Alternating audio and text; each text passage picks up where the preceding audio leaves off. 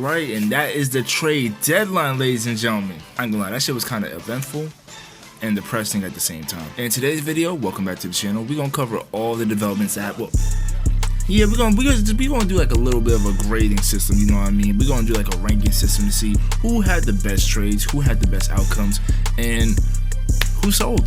Alright, so we're not gonna go in any particular order, but you know, at the very end, I'm gonna give you my who I think was the best, who I think did the worst, you know what I mean, and who was the most mid team. I'm gonna go into all that. Alright, so first up, we have the Bucks, right? So let me just get my notes right here, right?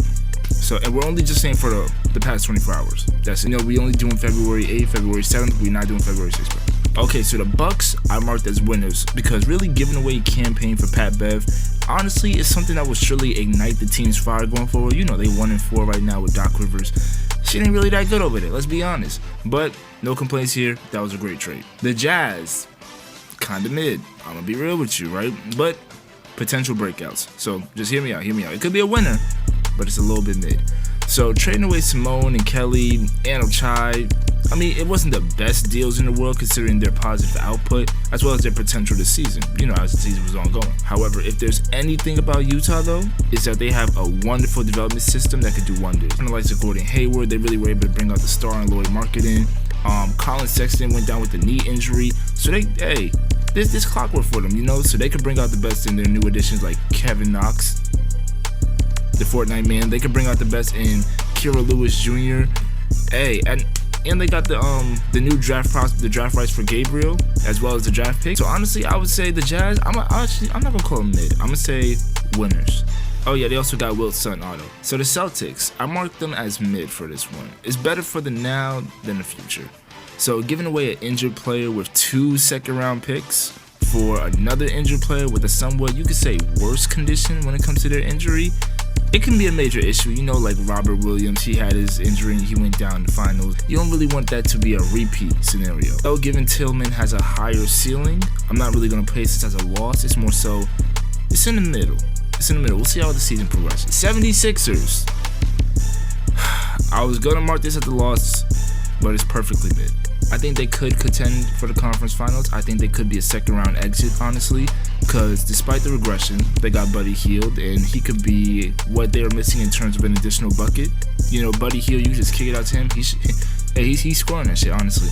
And he's not having his best season. You know, he's getting older, he's regressing, but hey, so be it. And despite requiring more defense than ever, I mean, you traded away Marcus Morris, you traded away Pat Bev. I mean, damn. Damn. So the Pacers, they gained a solid two-way in Marcus Morris, which can definitely help them on the defensive end, as well as just in general. And they also gained Furkan, who, I mean, you know he a bucket. He's a good shooter. He's a pretty good shooter. Along with 3 second-round picks for the future. So it's pretty good for the future, you know. Marcus Morris, he's regressing. I'm not gonna front, he is regressing. You know, he did great for the Knicks, bro. He did great. So it's a little mid. It's not a bad trade though. Raptors, mid. And I put mid with a question mark, 'cause I'm like, why? You know, like they didn't really improve, nor did they really suffer throughout their trade deadline, especially given the pick that they had that's protected regardless. So I'm trying to understand, like, based off the trades, are they trying to contend? Like, are you trying to sell? Are you trying to open cap space?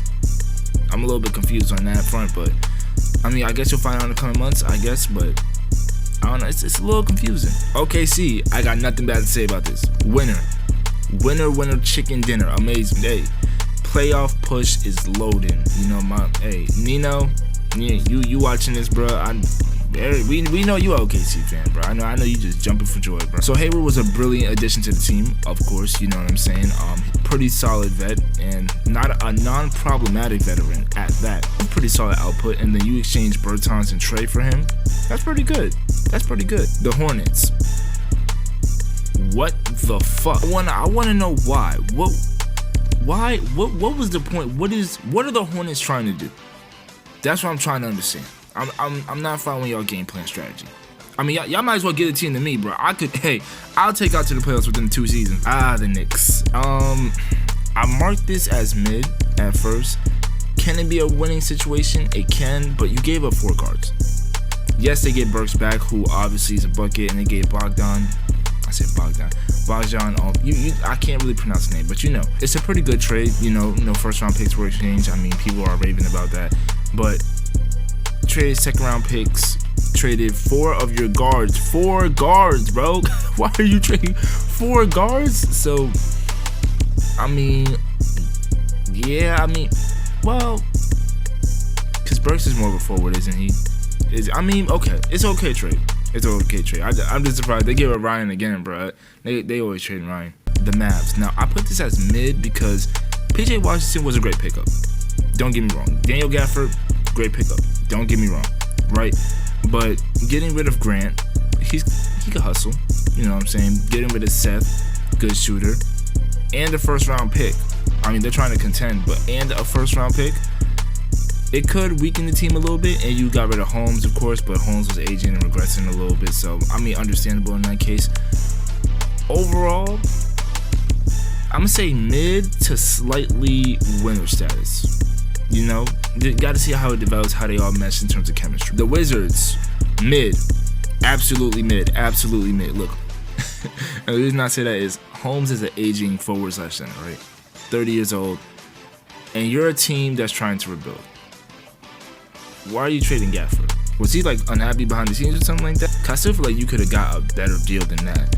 And then are you trying to compete right now? Cause it feels like y'all are really trying to rebuild right now, judging by the standings. I don't really get what the direction's going with that. And if you are trying to compete, play Denny some more. Denny balling, bro. Play Denny. The Suns I marked as mid.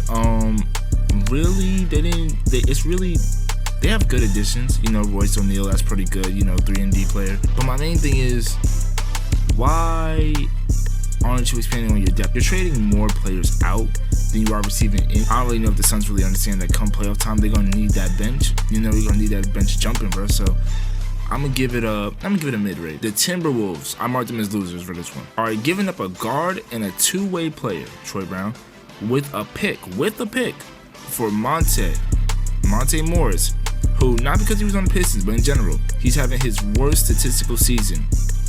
Worst.